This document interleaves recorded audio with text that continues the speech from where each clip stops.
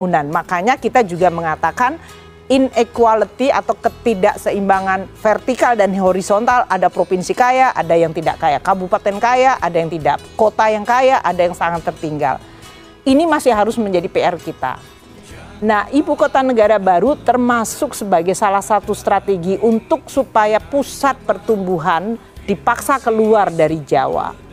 Dan tentu dalam hal ini juga kepentingan strategis, apakah itu politik, keamanan, yang semuanya juga masuk di dalam satu basket pertimbangan. Namun kemudian orang mengatakan gimana cara mendanainya? Apa kita punya uang gitu?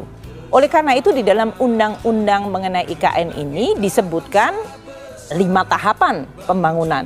Sekarang sampai 2024 nanti sampai 2029 dan seterusnya tahap ketiga sampai 2045. Basically ini enggak, kalau orang Jawa bilang sak dek sak nyet gitu. Jadi kalau undang-undang undang-undang IKN jadi besok sudah akan muncul IKN.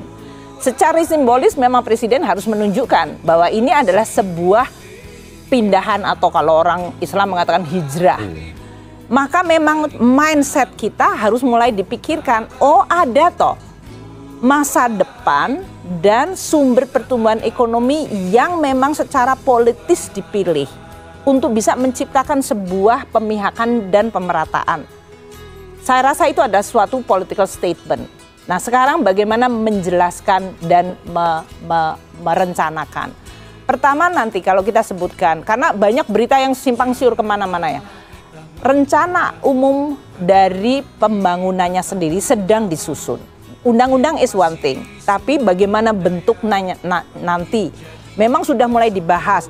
Nanti tempat pemerintahan pusat yang core di mana titik nolnya udah ditentukan. Namun luas itu hampir sekitar lebih dari 200.000 hektar. Sehingga nanti desain kotanya akan seperti apa? Saya sebagai Menteri Keuangan pasti dalam hal ini dalam penyusunan undang-undang maupun nanti dalam future beban yang akan muncul dari sisi APBN kita hitung. Aturan untuk pendanaan ibu kota negara juga sedang diselesaikan.